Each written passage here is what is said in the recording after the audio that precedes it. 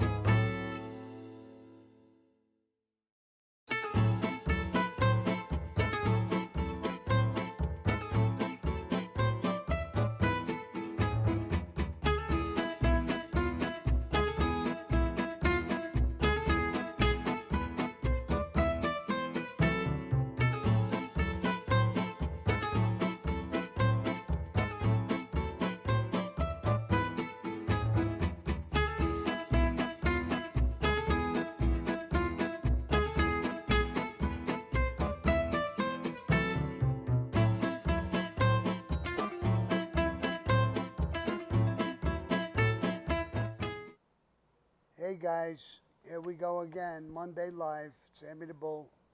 You know, I want to start off today that Anna is back. Her mom is doing well. A lot of you guys must have had great prayers. So did we, the staff and everybody. So she's back. So thank God her mother is doing well, and she's back on the recording. So here we go with a new Monday Live, and we'll start off with asking questions between Anna and Amina. Thanks, Sammy. How was your weekend? That was mine? Yeah.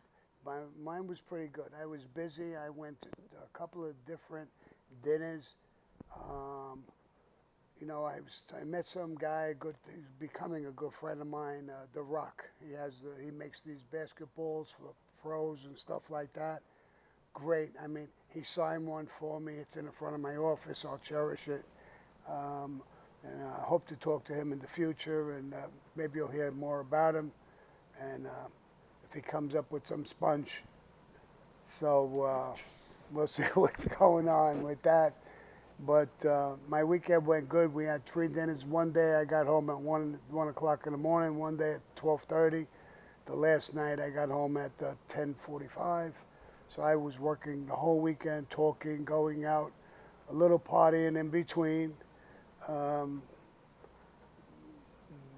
wasn't Betty Ann. It was a few other guests. All right. Hey, did you guys, can you guys hear okay? Is it loud enough now? Yes, yes, yes. Okay. We're going to go ahead and start with some questions. First, Sammy, can you give shout-outs from last week to Music Micro Gaming Mix and James? Hey, James and Muco Mighty Mitch. Music Micro Gaming Mix. Oh, Say Muso that. Mighty. Okay, I did it. Okay. And then we have Vincent Fiorenza asks, Sammy, where did you first set eyes on your wife, Debbie? And was it love at first sight? Also, did you guys date and go to the movies, etc.? Well, I was young. I was in my early 20s when I looked at my wife, and love at first sight. When you're that age, everything is love at first sight. I fell in love with everybody I saw. If they had a nice body, I fell in love with them. But I fell in love with my wife when I was young. I had a couple of girlfriends prior to them. I fell in love with them as well.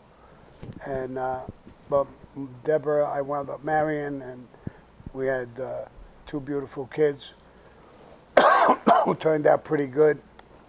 But at this point, you know, I'm sorry that I didn't get the receipt so I could exchange them for some other ones. So I'm not sure. So, but yeah, great time. You know, all kids fall in love when they meet their kids. You know, that's what happens when you're young, stupid. Oh. Oh. Oh, Sammy. Okay. Brandon Daig asks, have you heard from Phil Leonetti from Philadelphia since leaving New York? Yeah, I did. I heard from him a couple of times. You know, I'd love to get him on a table in the back type of sit down. A lot of people are asking for it. I'm trying. You know, I'd like to get a lot of different people. I'd like to sit down with Joe Rogan. I can't get that one either, but I'm having a tough time getting some of them.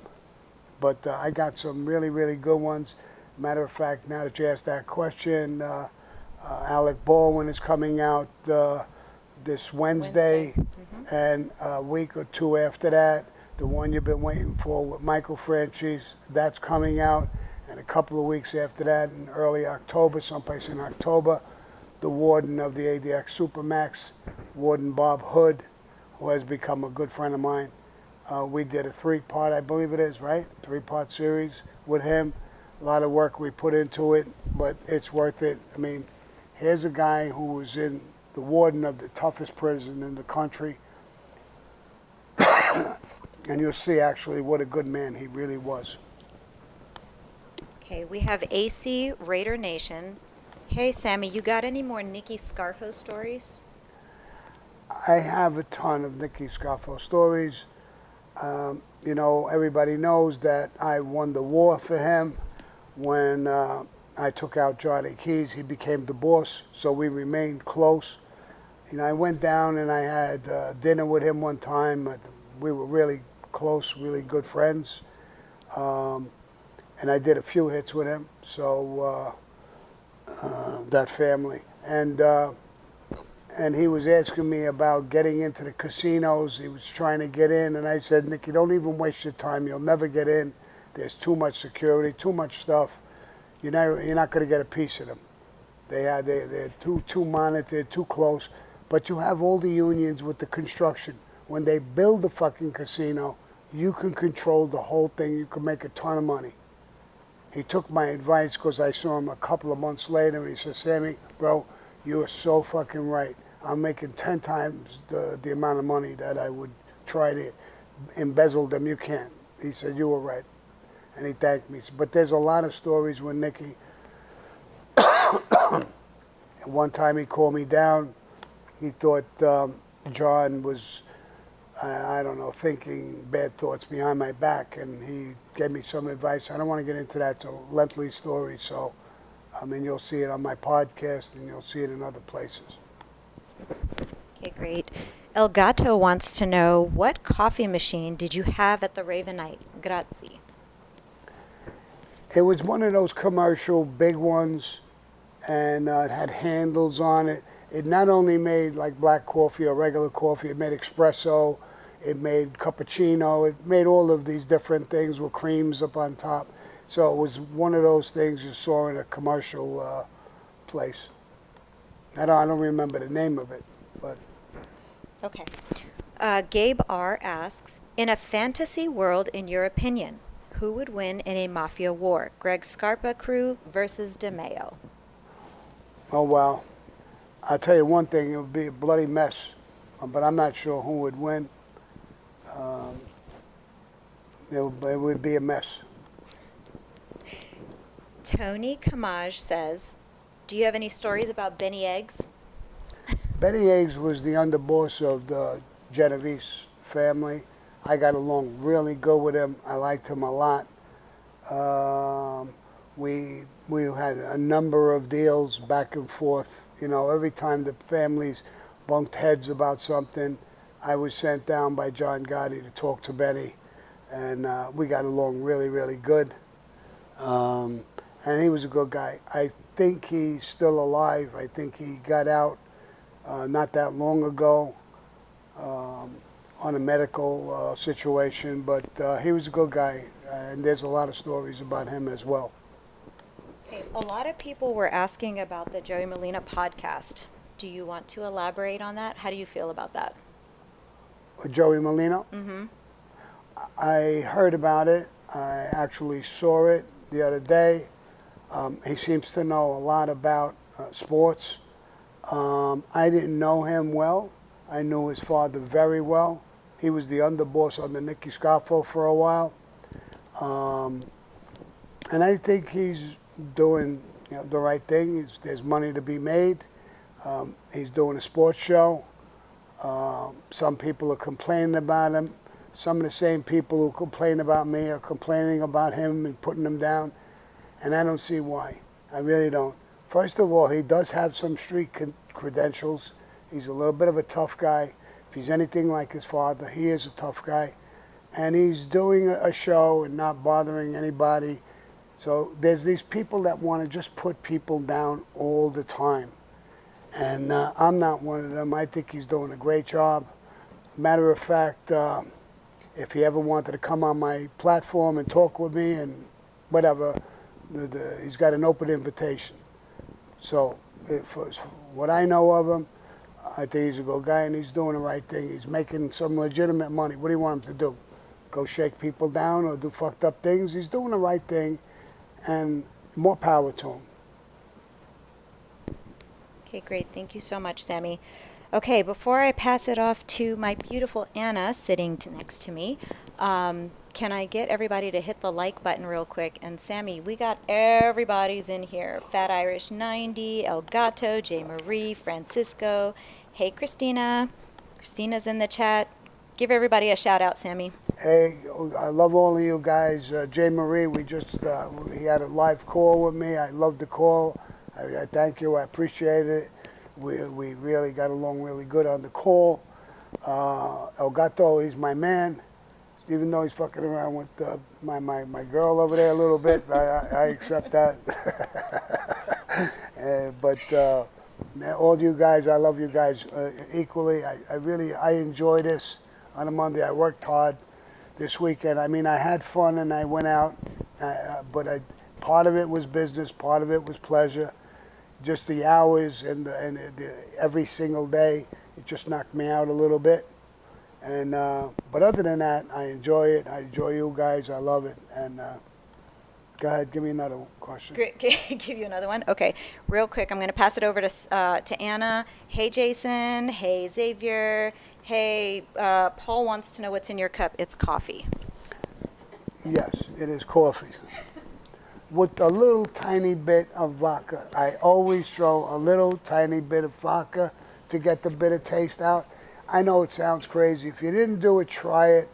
A little bit of vodka takes, because I don't put milk or sugar in it, just black coffee. And you'll love it. It gives it a little bit of flavor. Is that a Martha Stewart recipe? It's a Martha Stewart. After she met Snoop Dogg. She's back 5 minutes. She's getting to be a smart ass already. Yes, thank you so much, Sammy, for all your prayers. And my mom's doing amazing, and she's kicking ass, taking names. Yeah. So And I met appreciate her. We went to dinner. I went to dinner with Anna and her family, and I met the mom. She's like my mom. She's, I feel like one of the family. That's the way they treated me when I went to dinner with them, and it broke my heart that she got sick. And but that's what happens when we get up in age. And Anna was a crusader. She ran right there, asked my permission. I said, go. And she stood with her by her bed for a week. She was sending me things. I feel like I'm in ADX Supermax. Those hospital rooms are small. Yeah, When you're in isolation, it's a whole it's hard different. to just sit in the room, right? Oh, yeah. Oh, Imagine yeah. if it's prison and you can't get out. Yeah. So, I mean, Oh, you had man. your mother to keep you company and whatever. Yeah, absolutely. And vice versa. Yeah. I'm going to jump right into these super chats. JB Weld. Sammy, what was John's nickname when he was a captain or a soldier? Did he have one? Some people said people called him Johnny Boy. I really never heard anybody call him that. I don't think he liked that. And I don't know of any nicknames he had. It was always John or Gotti. So I don't remember any nicknames. No. Awesome. Matt Kane with the weekly envelope. No comment, no question. Thank you, Bat. Just kick up to the boss. Stephen Bardo, God bless you, Sammy. God bless you. Thank you so much, bro. Corey Rolling, envelope, kick up to the weekly boss. The boss, weekly kick up to the boss. All right. Happy She Monday. got it straight. Way, shape, and form. Yeah. Thank you, bro. Thank you. Cornelius Pryor, haven't seen you in a while. Name a good friend from each mob family. Well, the Gambinos, obviously, Tato, my man Tato is my guy. In the Colombo family, there was a lot of guys I liked. I really liked Shorty Spiro. I was with him.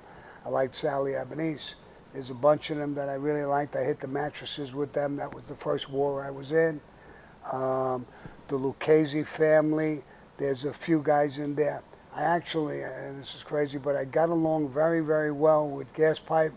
I know he was a little nutty, but I knew him when we were real young. We came out of the same neighborhood, Bensonhurst, Brooklyn. He stood in the 19th hole, which is a bar on 86th Street, right next to the park. It was blocks away from where I lived, so I bumped into him. I got along well with him. He was a little nutty, but I did get along fairly well with him. What other families? The Bonanno family. Anthony Spiro, he was the neighborhood guy. I used to fly pigeons. I loved the guy. I was a kid. I used to borrow money off him. And a couple of times I couldn't pay him. I avoided him. He'd call me and say, "Sammy, come here. It don't matter if you don't have the payment. We're friends. Come around. And if you can't afford to pay me, don't worry about it. That's never going to be an issue between me and you. So I love Anthony Spiro. What family did I forget here? Which ones did you say? The What banana? did I say? I said the Gambino, the Genovese, the Colombo, the Gravano, and the Lucchese. So I think I hit them all. There you go. Corey Rolling, was there such a thing as an executive game for high rollers, and what would the house rake percentage be? I really don't know. I don't know. When you're talking about high rollers, I don't know if you're talking about a poker game, a crap game. I don't know exactly what you're talking about, and I don't know the percentages.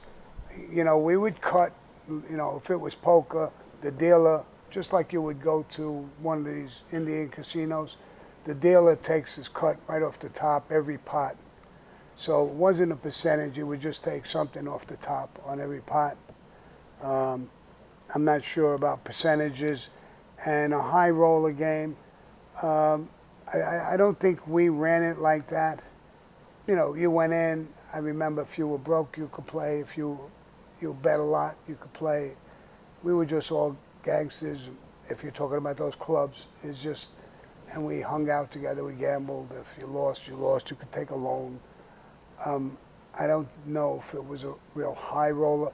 That's something I saw in the movies. These women opened up a high roller game. You had to be a high roller. I've seen it in a few movies. I don't remember that as a street thing.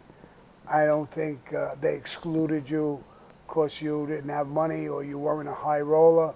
That would be disrespectful to a lot of people, made guys, captains. What are you going to tell them? You can't come in because you're not a high roller? I don't think so.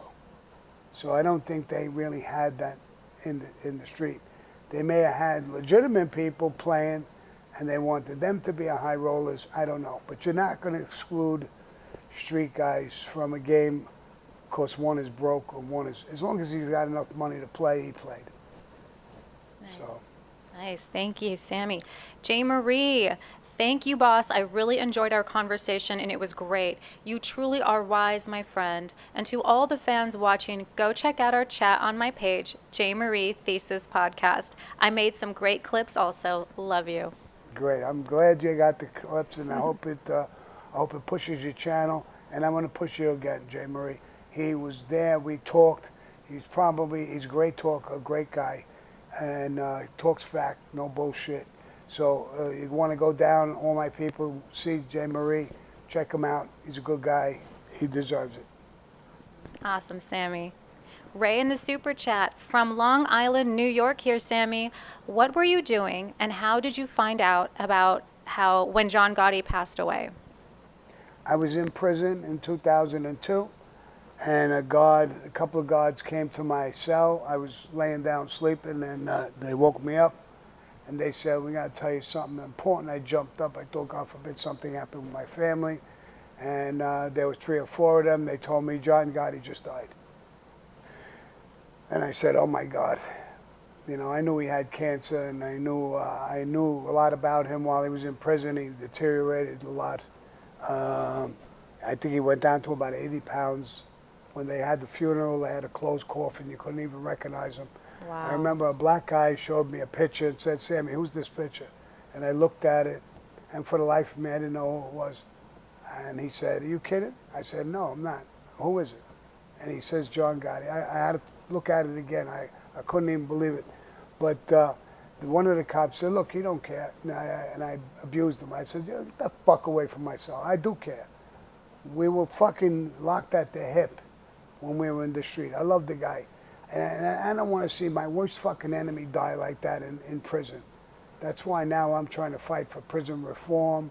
I'll talk with the warden, and I'm talking with other people. I work on prison reform. Matter of fact, going back to Joey Molino, I saw him, and he was talking about prison reform and how many people are in prison that really they overdo the charges, the sentences, and all of that shit. So, and that's what I answered to the guard. The fuck out of here. I did care. I mean, you know, I would care about my worst enemy, or just about my worst. John wasn't my worst enemy. We broke up, but we spent a long time together. Try to think about when you're with your wife. You're with your wife for fucking years, maybe a great marriage, and then it breaks up at the end. for whatever reasons and you leave, that don't mean you necessarily hate her, or vice versa. It might not have just worked. It didn't work between me and John. I have my reasons and my stories about it, but I don't hate him. I don't, exaggerate about him or lie about him or do anything like that. And it broke my heart to hear he died that way. But I guess we all got to go sooner or later. Maybe if he was out of prison, I wouldn't have felt as bad. But in prison, I feel bad for anybody.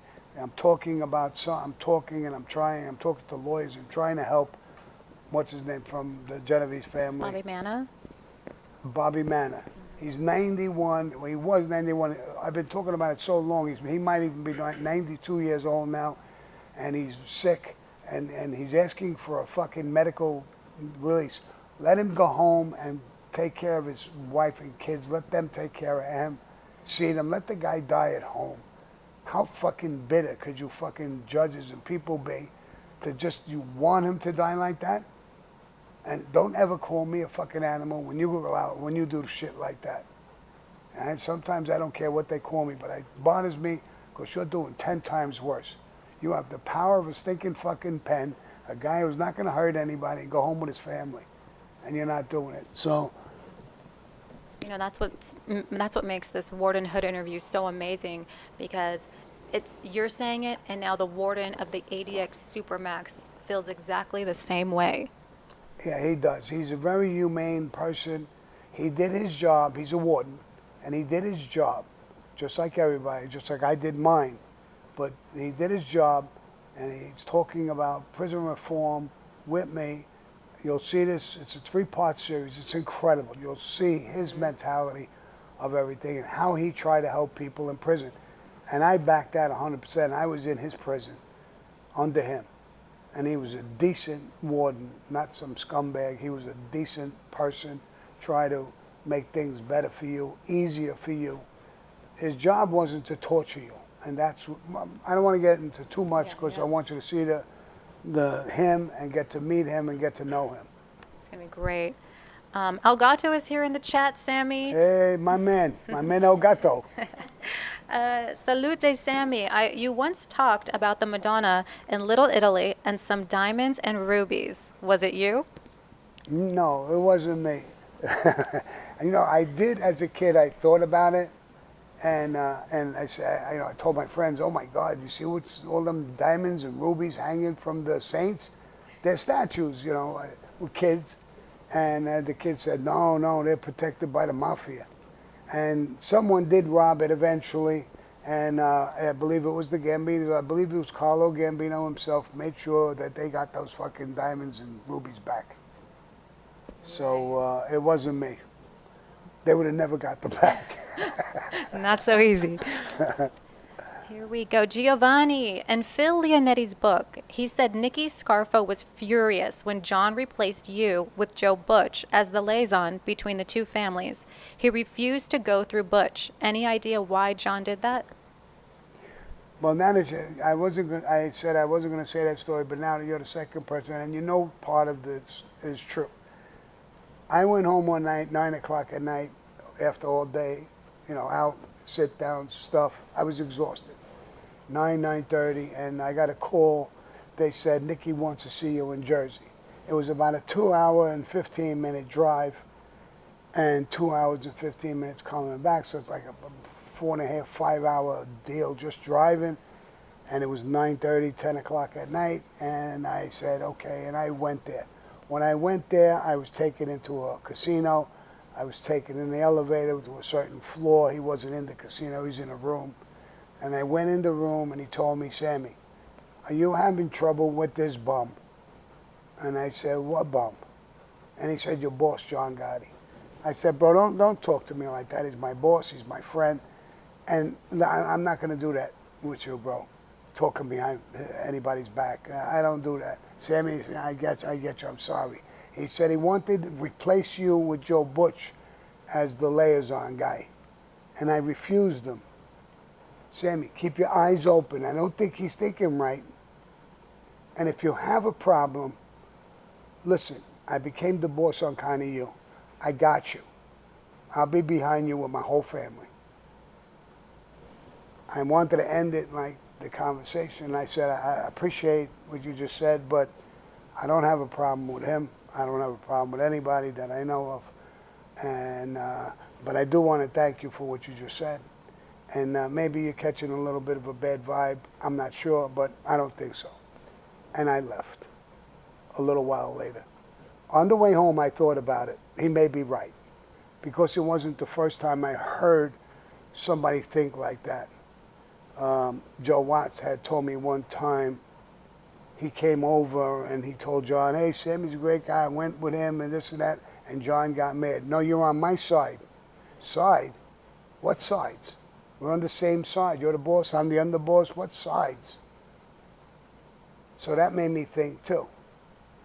And there was another incident with someone else who told me the same thing, that John got very disturbed because the guy went in and said, John, you know how to pick him. You can't get a fucking job in the city of New York anymore unless you go through Sammy. And he says, instead of him saying, you know, Sammy's my guy, just give me a call, he got very disturbed at that. And I think at one point I was told that he said, Sammy's becoming so powerful that he can kill me and take over in 2 minutes. So there was a combination of jealousy, envy, and whatever else going through his mind. But Nicky wasn't wrong, and that's what happened with Nicky Scarfo, for answering that question. I'm glad you knew part of it anyway. Wow, that's great, Sammy. That makes me want to really jump into this question that came through on ourthing.tv. Dennis Broughton says, wow, Sammy, the table in the back shows with Anthony Reggiano were incredible. My favorite so far. You guys have great chemistry together. My question is, with all the construction business you were doing, how were you able to decide what part of New York was open and not part of another family's area? Was there ever sit-downs to discuss this, what was off limits and what belonged to the other families? Yeah, there was many sit-downs when you went into certain areas or did certain things. The city didn't belong to any one particular party or one family or anything like that. Certain things did. In other words, the Gambinos controlled the garment industry for a very, very long time, going back in history. So each boss inherited it. Same thing with the concrete business. The Gambinos controlled that. There was a lot of things that other families controlled. Jimmy Brown controlled the garbage in Brooklyn and certain places. The Lucchese's had it in Long Island and Queens and certain places. And they got along and they controlled it in different ways. We understood those things. So when there was a sit down, in other words, if somebody wanted to come into the area or they were getting a kickback from somebody, sometimes we allowed it if it didn't destroy the union structures or the associations, because we needed to keep those things solid. We needed to make the union guys win who we were backing, because if they don't win, the membership would maybe vote them out, and now we're not controlling that union. So, but we didn't control areas or certain things except where the unions controlled it. In other words, if our union, Teamsters Union 282 that I controlled all the surrounding areas of the new projects. Now, if you came in from Jersey and you wanted to do something like that, I wouldn't allow it. I wouldn't allow it because the union wouldn't allow it. So more or less, I'm backing the union. You know, and I'll tell them, shut them the fuck down. Now, if somebody comes to me, I'll say, this is always ours. It's a union rule. For you to come in from Jersey with these people, that breaks the union rule. We can lose the union. We're not going to allow it. They're supposed to shut you down. They're supposed to. So it depended on the situation. If we could let it happen, we would let it happen. A one-time deal, two-time deal, out of respect. But if it hurt us on an overall basis, we would say no. And hurt us meaning, if you heard the head of the union was Bobby Sasso. So if you're jeopardizing his position, he's the president of the union. We're not going to allow that. I had personally told Bobby Sasso, if anybody comes to you, street guys, makes a little threat, or this is this and this is that, always use my name. But don't take nobody's shit. He was a pretty tough guy himself. He was a union guy, wasn't a street guy, you know. But the union guys are tough too. And I told him, stand your ground. You've got guys around you in the union. You're not worried. Stand your ground. And then get back to me. But tell them before they leave. I answer to Sammy. That's all. And then they got to go do what they got to go do. If they push more than that, then I'll give them a problem. The guy told he belonged to me. He belonged to us. The Gambino family. When do you fucking want to stop?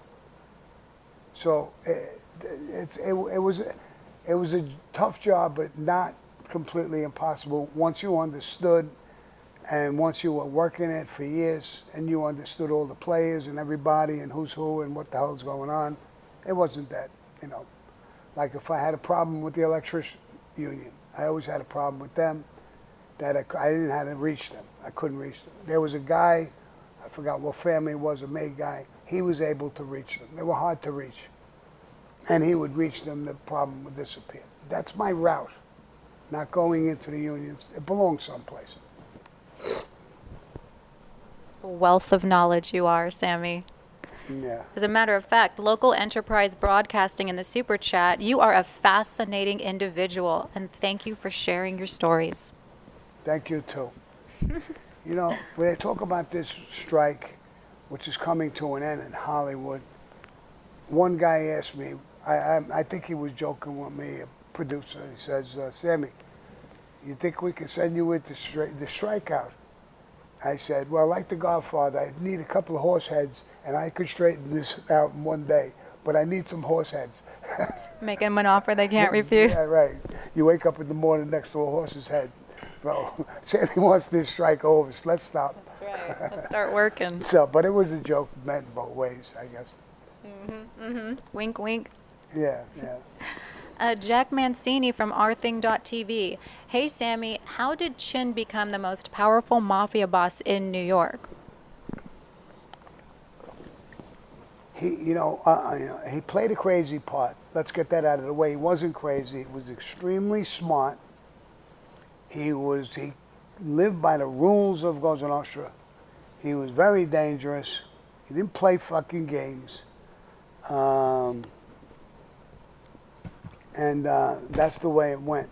He wanted people to call him Chin because his name, Vincent Gigante, he didn't want people to call him Vincent, so someday that tape would show up in court. It's hard to say, you know, the Chin. And he didn't even want you saying that word. He wanted you to go like this. I met with that guy. And it was contagious. Because you say, I never did that, but I say, I met with that guy. I did that a couple of times. Not out of fear, but out of respect. That's what he wanted. Who gave a fuck? And the other guy, without talking on tape, you know, he knew who I was talking to, so we didn't make a big deal about it. But he was very, very smart, and he did his thing when he was younger. He shot, who was it? Frank Costello. He lived Costello, but quit. Vito Genovese gave him the order. Vito Genovese took over, so he was very, very close with Vito Genovese. So he was, and he had a couple of brothers. He had a brother, Mario Gigante was a captain. Another one, Carmine Gigante, was a made guy. And he had another brother who was a priest. Now, this priest, he was let me call him a gangster priest. He would get jobs in HUD sections, you know, only charity organizations were able to get those jobs. And he brought it right in, and they distributed it amongst the mob. So he was like a gangster priest. And he gave his brother a lot of cover by being a priest. So, you know. Nice. But so he had a lot of power. He had a nice family, a wife, daughter. He had his son, never got made. Chin didn't want him to get made. And he wasn't a hoodlum type of guy. I'm not saying he wasn't tough, but he made him be on the straight and narrow as much as humanly possible. He had some businesses, but I didn't know him personally, but I heard he was a good guy, good kid. Not really a kid. He might be at my age. I don't even know how old he is, but he was a good guy. So his whole family was good people. Awesome. Thank you, Sammy. John G in the chat. Biden is doing his best Chindigante act. Yeah, the only difference is that Chid was an act. Biden's not a fucking act. He's so fucking gone, bro. And then Chid was trying to play that. That's the only difference. Chid wasn't gone. This guy's gone. This guy really don't know what planet he's on. Oh my gosh, I remember you talking about Chin standing in the bathtub with an umbrella in the shower. Yeah, and that's the only thing I didn't like when Chin did that. The FBI came in, he saw them come in, he ran upstairs, his mother was home, and he put the shower on, got completely balls-ass naked, and put the shower, he was playing the crazy act. So he had the umbrella over him. But his mother came up with the agents. Oh, my baby. So I didn't like that. I mean, listen, I understand you're making excuses not to go to jail, you're making things up, but not in front of your mother. I don't think I could do that. I mean, she must have saw his dick 100 times. Mothers, when you get, they're washing you, they're cleaning you all the time. So it's not a big deal, really, but I don't know, that gives me the shivers a little bit. The willies. Yeah, especially you get up in age. He was no kid when he did that. So, I don't know. Wow. I wouldn't do that. I wouldn't go that far. Yeah. Michael Neiman in the super chat. Sammy, if Roy DeMeo were alive and well in 1986, would the Castellano hit have gone down? Would he have sided with you and Frankie right away? Well, he was already having a problem with Paul Castellano as it was. And before the hit on Castellano, he had his own guts, his own trouble with them. And that's why he got killed. So I don't think he would have been on Paul's side. It would have really depended probably more on Nino Gaggi. Nino Gaggi was his captain, was his man. He listened to, it was like, Nino was his god. He loved Nino. And so I don't know, it's a tough question, but I think he would have been against Castellano. I don't think he liked him. I'll give you one of those stories too. We were in Paul's house, he was there, John Gotti, me, Frank Ricci, all tough guys were sitting around the table with Paul Castellano, and he just came up with something. He said, you know who the real tough guys are? You could have heard a pin drop. He said, the cops. The cops are the real tough guys. They go into these domestic violence at the home. They don't know what they're going to get, this and that. Now, it's true. It's true in a way. But you can't tell that to a bunch of hit guys that you're sending out on hits, and you tell them you're not the tough guy, they're the tough guy. I mean, it's just not done. It's just ridiculous.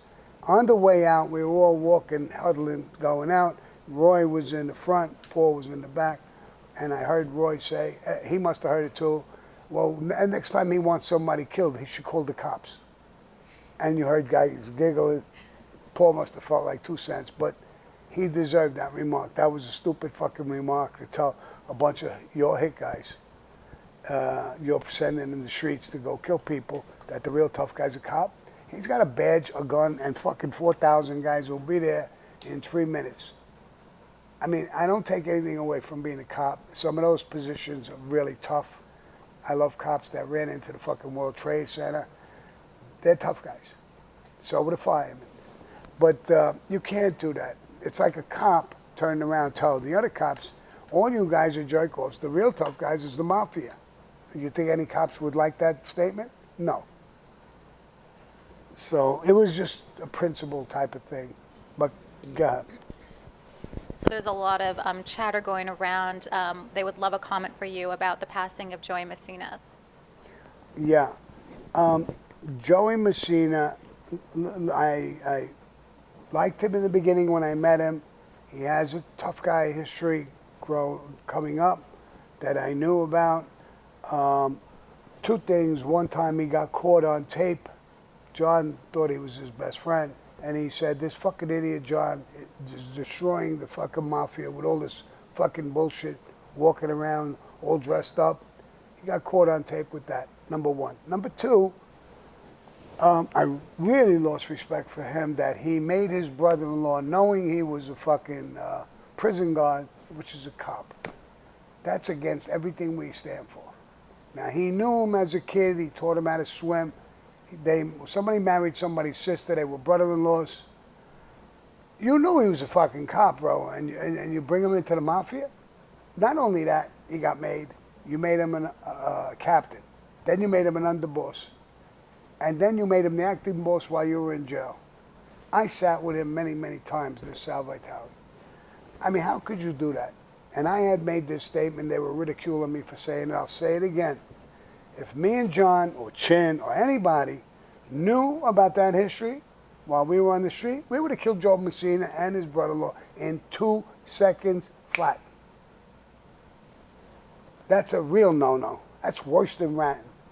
You exposed every fucking body to this guy who his real oath was to law enforcement first. And his oath is to put his mother or father in prison if they broke a law. That's his oath to live up to. So do you think it's going to be hard for him to betray us if he would put his mother and father in prison? You can't bring them people in your life. In the life, period. And if that was ever known, he would have died in no time flat. And then he cooperated against some, a couple of heavyweights. So. Wow.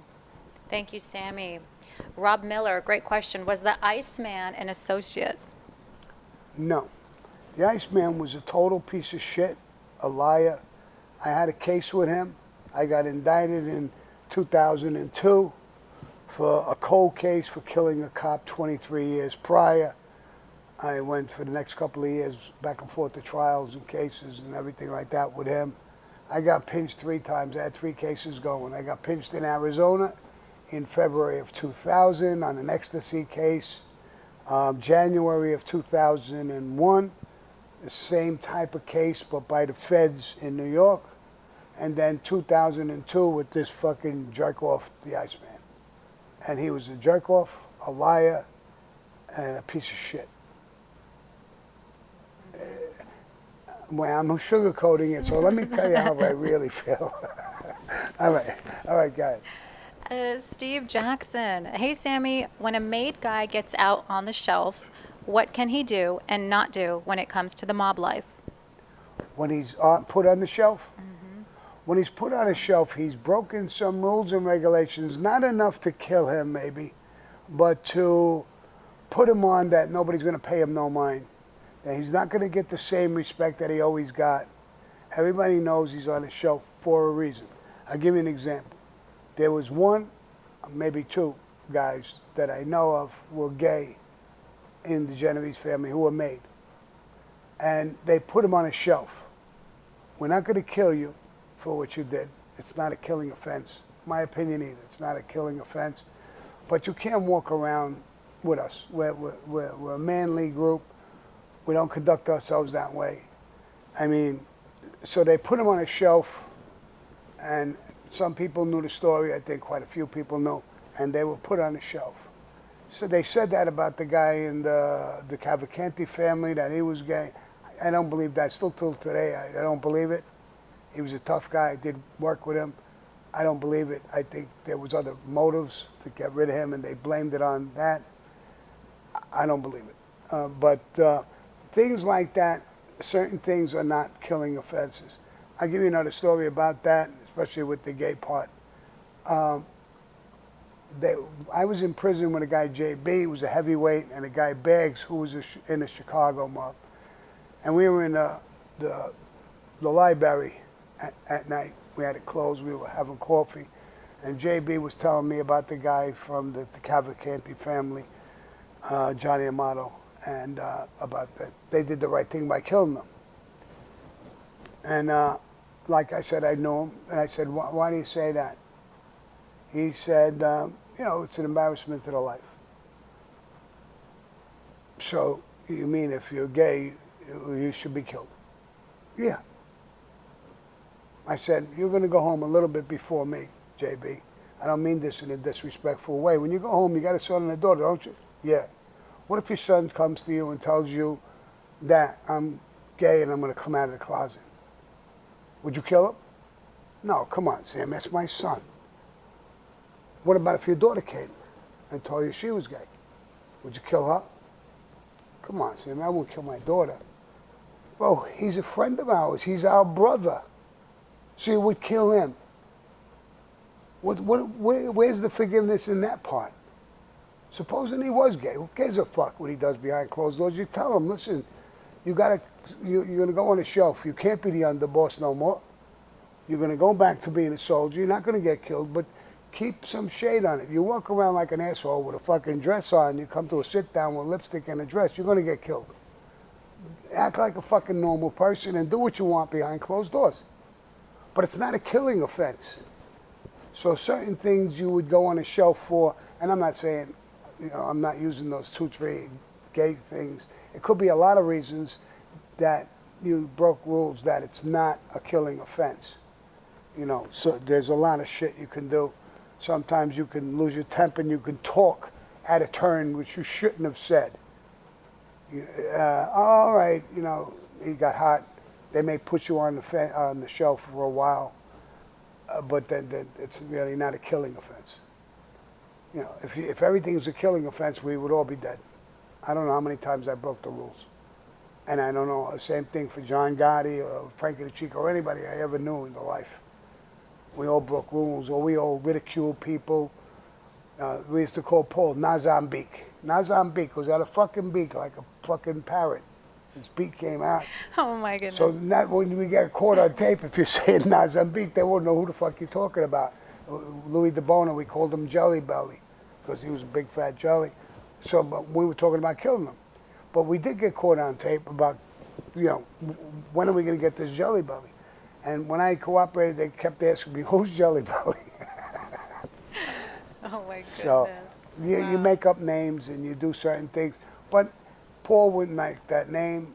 Carmine Persico hated the name Snake, and they called him Carmine the Snake Persico. He hated that name for some reason. I don't think it's the worst name in the world, but he hated it. Chin, if you used his name, Vincent, or on the tape, he would want to kill you for that, because you were forewarned. Don't use his name. Touch your chin, say chin, touch your chin, do whatever. So avoid that. So now somebody who's dealing with him all the time is caught on tape. I don't know if he would actually kill. I mean, he would come real close to killing you, if not kill you. He's that type of guy. Chin didn't play no fucking games. If he says don't do this, and you were in his family, don't do that. Because you're Vincenzo? Yeah. Ooh. KM in the super chat. KM, we kind of touched on this already earlier, but he said, I just got here. Any thoughts on the Joey Merlino from the Philly Mob and his new podcast, The Skinny? Listen, I commented on it before. I'll comment real quick about it this time. I heard him talk. He's a great talker. He knows sports. I don't think he's doing the wrong thing. He's not saying anything bad. He's not putting anybody down. He's not, he's talking about people, excessive crimes, almost like prison reform. I'm doing the same exact thing. I think he's doing great things with that. He's going to do something about rats. I don't know whether it's in his case. Somebody ratted on him. I don't know the story. But I don't think he's doing anything wrong. He's making a buck. There's a lot of guys out there making a buck. What bothers me is that I heard a couple of people, and I don't want to mention names, knocking him for it. I mean, I don't see why. You're a jealous, envious fuck. Let him do it. And he's making a buck. He's not bothering nobody. He's not doing anything wrong. So I wish him the best. I didn't know him personally. I knew his father very well, Chucky Molino. He was the underboss under Nicky Scoffo for a while. So that's my opinion about him. I heard it. He obviously knows a lot about sports. He knows a hell of a lot more than me. I was listening to him. He's pretty good at it. He seems like a good talker. And so I don't think there's anything wrong with what he's doing. What I think is wrong is that people are trying to put him down. Same people who were doing the same fucking thing, trying to make a buck. Why would you put him down? Let him do it. And like I said before, I'll say it again, if he ever wants to come on my show to talk to me, and he's got an open invitation. So I like the guy. Nice. Thank you, Sammy. Moses Martinez, was The Sopranos based on the New Jersey family? What was it? Was the show The Sopranos based on the New Jersey family? Yes, yes. You know, The Sopranos was great, but the Sopranos, the New Jersey family, the Cavalcanti family, they were a small little family. It was based a little bit about them, but it mostly is all Hollywood, most of it. It wasn't really, most of it wasn't true, but they based it on that. They knew some facts about it. Some guys in that family got caught in the car on tape saying, hey, they based this on us. And one of the producers or somebody was asking me about it, and I said, I know who did that. It was this guy, Joey Tinair. They called him Joey Tinair. He was a little deaf. Oh my God. So it was him who was talking about it. And he was deaf, so he's talking loud. It was crystal clear on the tape. I even Testing recognized one, his two, voice. three. I knew who it was. The producer said, how the fuck do you know who it was? Oh my. I recognized his voice. You guys are hilarious. Yeah. Bill Curtis, any recommendations on books you really liked in prison?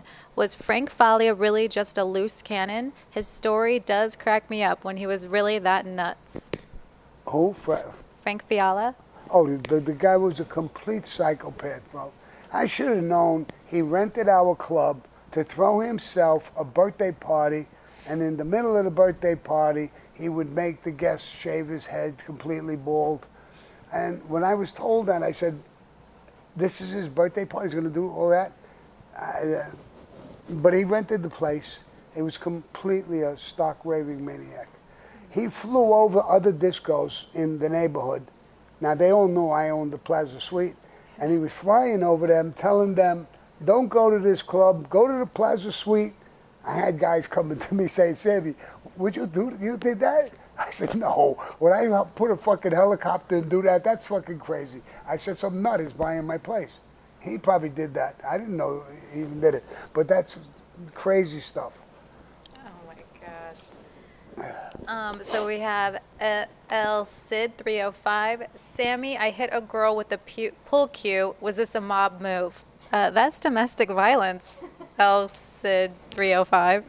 That's assault, Yeah. brother. Yeah, no, we don't hit girls, really. Don't hit girls. I mean, sometimes they can get you frustrated. You want to choke them and everything like that, but don't do it. Don't do it.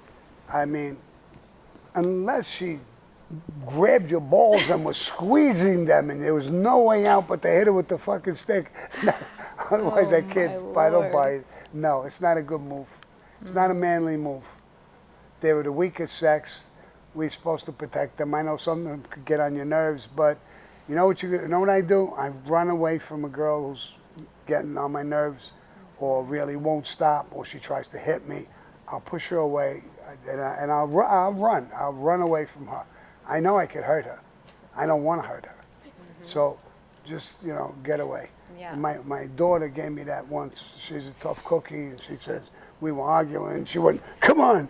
I said, you lost your mind. You want to throw punches with me? I'll break your face. But girls my are fucking goodness. crazy sometimes too. Listen, we're crazy sometimes. So are they. And those girls, I love those girls because they're a little crazy. That's cool. Not too crazy. I mean, and if they're too crazy, just run away from them. Get away from them. Or just grab them and push them. They're not gonna hurt you. Yeah. Yes, absolutely. Colby Rich, did you hear about the mob in San Diego run by the Cleveland family? Does Hadron Liberator ring a bell? No. And the Cleveland family didn't run San Diego. California, nobody had it. It was an open area. In other words, any family could go there or do what they want. It wasn't a closed area. There was a lot of guys who went there, retired. I knew guys from the Colombo family. Other guys went there, but it was nobody's family that controlled. I know I heard a couple of people say that they did or whatever, but I don't buy it. California was an open area. Edward Everett, have you ever been to the Canarsie Lounge? Canarsie Lounge. Canarsie? Mm-hmm. Canarsie. Can I say? Canarsie Lounge. Canarsie Lounge. Canarsie Lounge. No, I don't think so. I love when I give you a question, you're like, no. Okay. Adam Kahn. Sammy, did you know Tommy DeSimone or the Vario crew? Yes, without a doubt. I knew him. Matter of fact, I said it a number of times. Me and John Gotti went to Paul Vario when he died. We were on tape. We went to his funeral. We knew him. Tommy DeSimone was a little crazy. Jimmy Burke was a classy guy, real tough guy, big tipper, just like they said in the movie. The movie hit that crew. When I watched the movie, I knew a little bit of that crew, and they really had the airport locked up. John Gotti, some of his guys were hitting the airport as well, but they really were the guys who controlled that airport. They made the biggest heist. They had all the workers. One of the workers came in and told them about money that was being flown into the United States to be, I don't know, they burn it and they give you new money or whatever the fuck they do. And one of the biggest heists that ever took place, I think it was 20-something $million. They made, it's in the movie. And that's all true. So Goodfellas. Goodfellas. Written by Nick Pileggi, Wise Guys, right? Written by the legendary, Legendary, baby. He's a legend, Nick Pileggi, and J.J. Sachs. I mean, two writers that they're really tight. They're friends. J.J. Sachs was Nick's wife's writer for years and years and years. They did very big projects. When she died, he went over and he stayed with Nick, and they're like this. They're like very close, and I'm pretty friendly with both of them.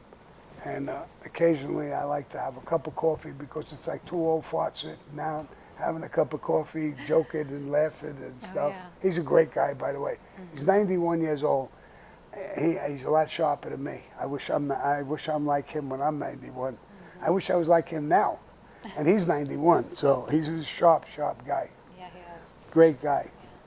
You guys are both from Bensonhurst, right? And From we're Brooklyn? both from Bensonhurst. And my mother and father had a dress factory. His parents, father or mother, I think it was, had a clothing factory as well, but it was more coats and stuff like that, from what I understand. Amazing that we came out of the same neighborhood. Our parents were doing the same thing. I went up to be a jerk, and he went up to be a fucking Sammy. legend of a writer. I'm not a jerk, but Now you guys are working together. yeah, now we're working together a little bit, and I love the guy, I really do. Amazing. Yeah. Elgato wants to know, was Tommy DeSimone's casket really closed? I don't know about that. I really don't. AK, we kind of touched on this earlier. What do you think about Bobby Manna? Did you know him? I just talked about him earlier. I did know him. He was a great guy, tough guy. He lived by the rules of Cosa Nostra very, very closely. He's 91, or not, I've been talking about him for a long time, so he might even be 92 now. They still got him in prison. He asked for a medical Compassionate release. They denied him. I don't know why they would deny a 92-year-old man who's got over 30 fucking years in prison. Let him go home and die with his family. Yes, and I did know him. I mean, I wasn't chummy, close with him, but I knew him because I was involved in a lot of sit-downs, and he was. And he was the real deal, and still is. He never cooperated. I give him kudos for that. And,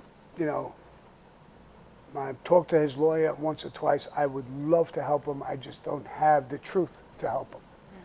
I'm not going to lie for anybody.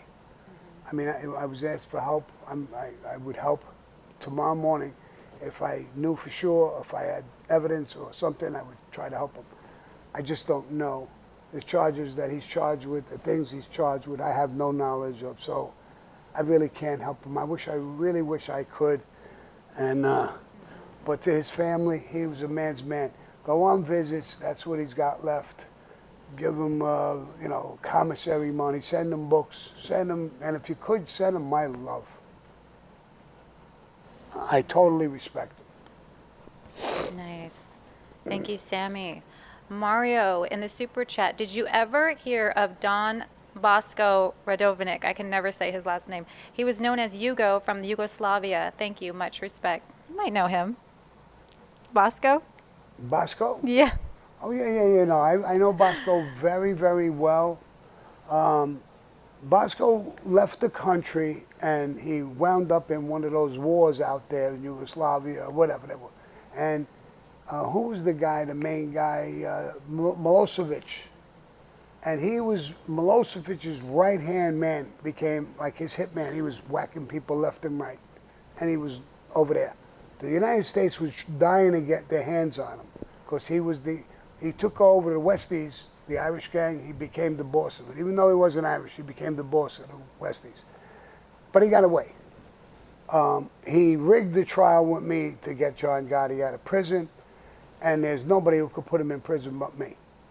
He snuck back into the country. He had blueprints of military bases over here, and they pinched him.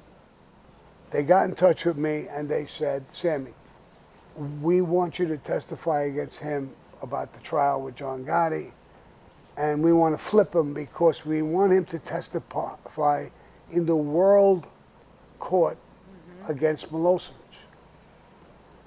And I refused. This was after my cooperation. I refused. They held him 5 months. They couldn't hold him any longer, and they had to let him go. He did an article with a writer. I got the magazine. The guy went out there, as a writer, and he was talking to all these people. He bunks into Bosco, and he stays with him, and he's talking with him. And Bosco tells him the story about me, about the whole thing, and how I refused, and that's how he got out of the country and went back in his little war over there. And I believe he died now. But I got the story in the magazine and the whole thing. I knew him very, very well. Here's how crazy he was, bro. One day he comes up, I'm in front of the club, John is inside, and he gets out of a limousine.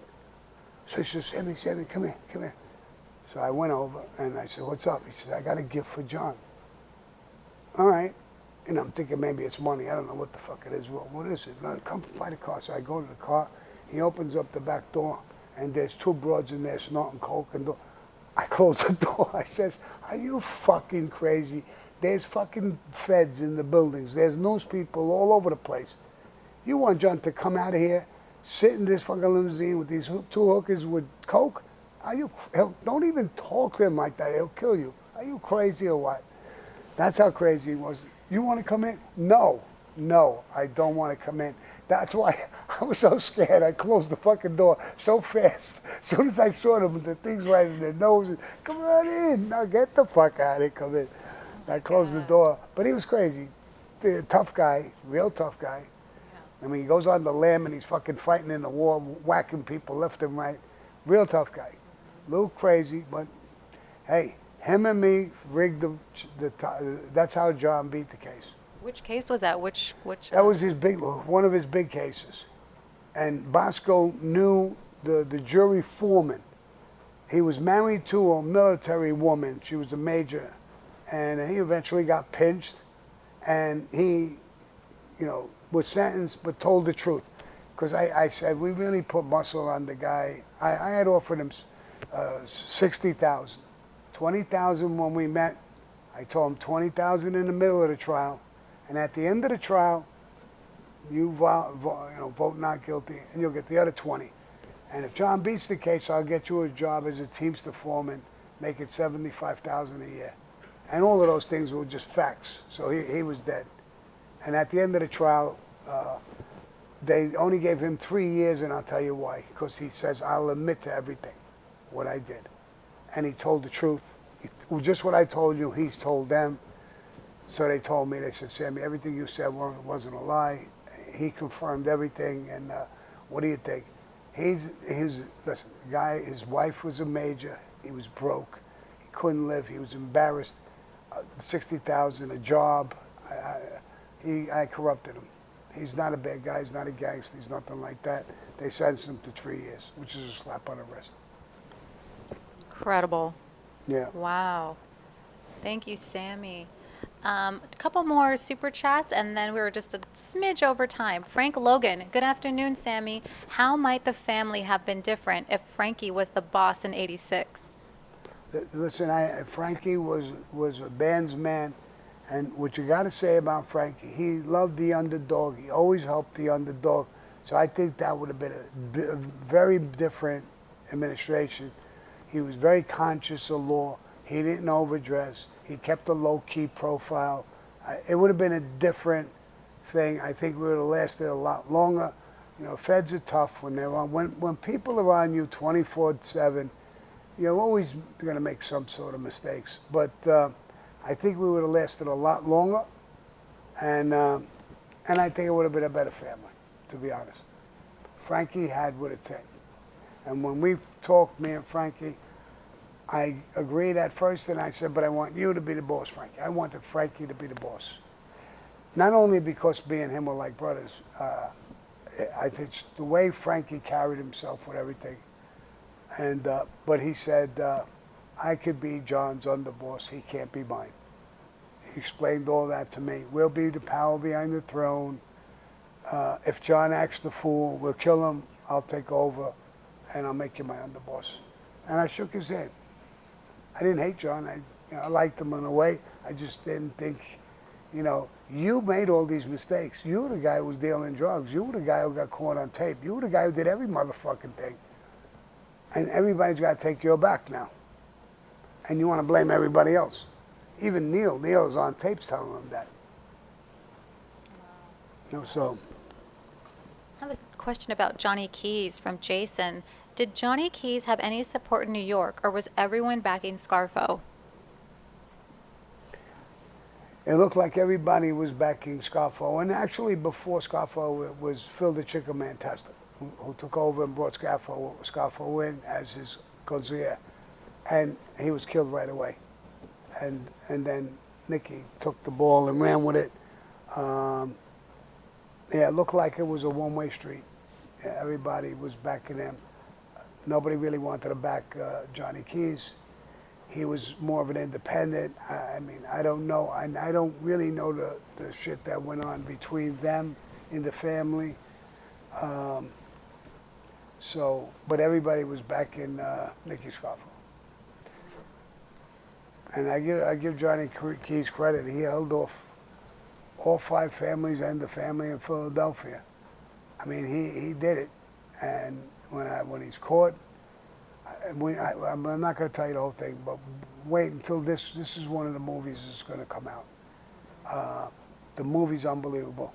I love the way Nick talks. He says to me, all these gangster movies, guys are drinking fucking broads, shooting people and this and that and the other thing. He said, you're going to hear 2 guys who are hit guys, who are locked in battle. He said, you know what you 2 guys are? He told me. What?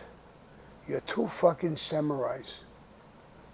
You took a fucking Mission Impossible, and he died in incredible fucking fashion, just like samurais. He blew me away with that remark. And the more I thought about it, and now I think about how the movie's good. I'm obviously talking in the loop. I mean, you're going to see a mafia movie like you've never, ever seen before. How they think under pressure in a situation. It's me and him for 13 hours in a van. There's a few other guys driving or whatever, but it's me and him in a van for 13 hours, and how he died and everything like that. Let me shut up because you're going to love this movie for sure. It's going to be epic. Yeah, it's going to be epic. Wow. Because I agree with Nick. You're never going to see a mafia movie like this. All your life, mafia movies came out. You're never going to see one like this. He's got me totally convinced. I listen to him. It's like listening to reading a great book or something. I mean, he blows me away when he talks. And even the thought of being a samurai. Samurai's a Japanese warrior. I never looked at myself as a samurai, but the way he thinks is just it's great. It's on another level. Yeah, it's definitely on another level. I mean, I can't wait now for it to be done. for it to be done, but I can't wait to see it. I hope to God I'm still alive and I can see Oh, the thing. amen. I really do. Absolutely. Great, great live today, Sammy. I'm And going to I end up. did threaten them a little bit, the company that we're working with. You know, I told them, because I have a right to pick who plays me a little bit. And I did tell them, if it's Teddy DeVito, bro, I'm coming down with a fucking gun.